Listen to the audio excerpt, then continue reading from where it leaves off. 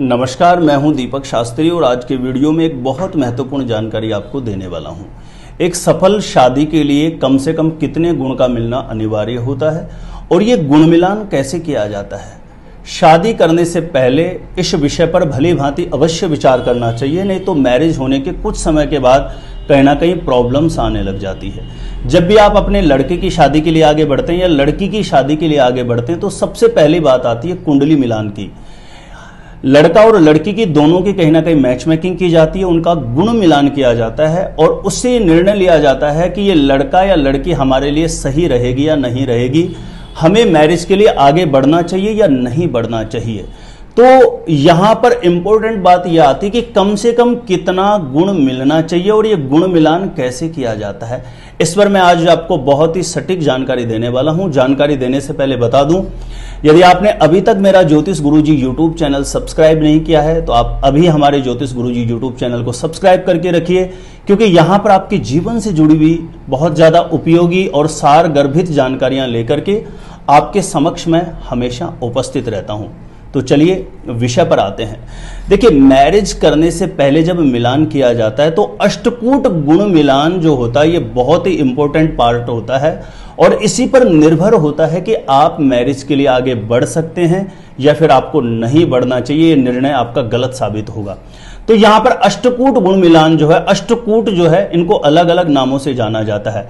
वर्ण हो गया, वश्य हो गया, तारा हो गया, ग्रह मैत्री हो गई, नाड़ी दोष हो गया, भकुट दोष हो गया और गण दोष हो गया। इस प्रकार से 8 प्रकार के अष्टकूट हैं और इनको अलग अलग अंक प्राप्त हैं। इनके सबके टोटल अंक यदि हम कैलकुलेट करते हैं तो 36 अंक आ जाते हैं।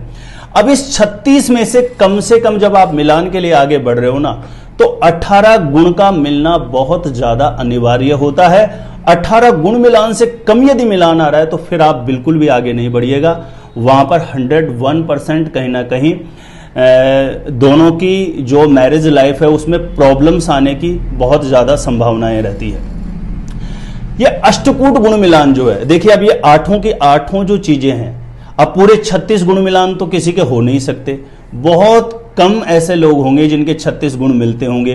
तो अष्टकूट गुण मिलान जो है, यदि हम देखें कि सारी चीजें बिल्कुल सही मिलनी चाहिए तभी हम मैरिज करें तो दुनिया में किसी की किसी से शादी नहीं हो पाएगी, क्योंकि सारी चीजें कहीं ना कहीं प्रॉपर मैच करती नहीं है। तो यहां पर इंपॉर्टेंट कौन सी चीजें हैं, कम से कम वो मैच होना ही चाहिए।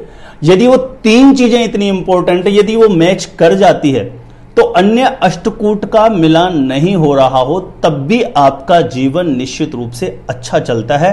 तो यहां पर सबसे पहली चीज आती है ग्रह मैत्री का मिलान होना चाहिए, क्योंकि ग्रह मैत्री मतलब दोनों का आपसी वैचारिक सामंजस्य, दोनों के विचारों का सामंजस्य कैसा रहेगा यह ग्रह मैत्री पर निर्भर करता है।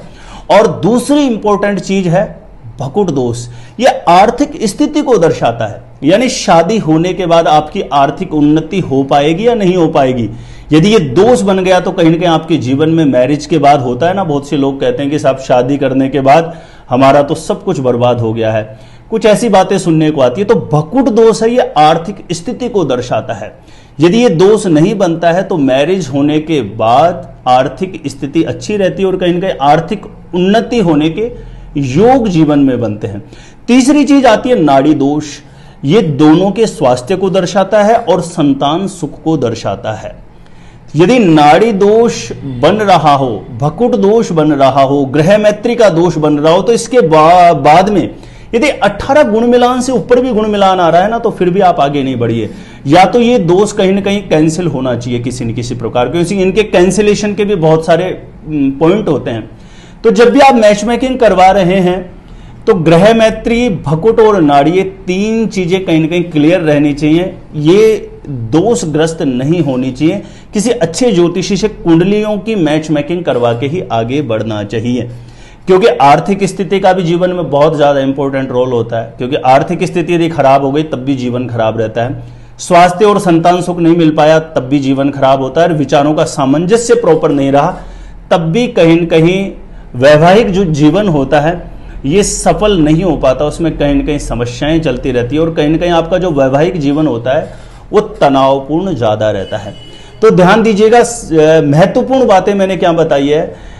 18 से कम गुण मिलान नहीं होना चाहिए जब भी आप मैरिज के लिए आगे बढ़ते हैं, क्योंकि 18 से 24 तक यदि आपका गुण मिलान आ रहा है तो ये एवरेज मिलान है। यहां पर व्यवहारिक गतिविधियां अच्छे से भली भांति विचार कर ले और फिर आगे बढ़िए, कोई दिक्कत नहीं है।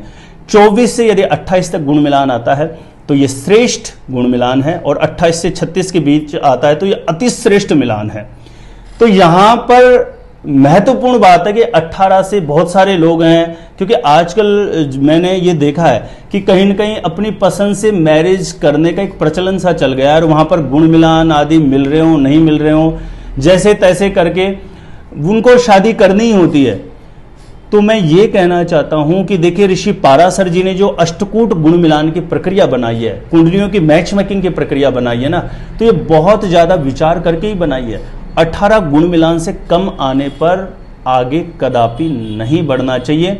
और जब ये गुण मिलान सही आ जाए तो दूसरा स्टेप आता है मांगलिक मिलान। यदि आप मांगलिक हैं तो नॉन मांगलिक से जब भी आप मैरिज के लिए आगे बढ़े तो आप भली भांति विचार अपनी कुंडली कैलकुलेट करवा लें कि कहीं मेरी कुंडली में ये मांगलिक दोष कैंसिल हो रहा है या नहीं हो रहा है, क्योंकि 85% कुंडलियों में कैंसिल हो जाता है। तो जो लोग मांगलिक हैं उनको भी किसी प्रकार से डरने की जरूरत नहीं है। तो बहुत ज्यादा जरूरी चीज है मांगलिक मिलान जो है उसको भी भली भांति विचार करवा लें, मैरिज के लिए आगे बढ़े तो। नाड़ी दोष, भकुट दोष और ग्रह मैत्री, इनको कभी भी इग्नोर नहीं करना चाहिए।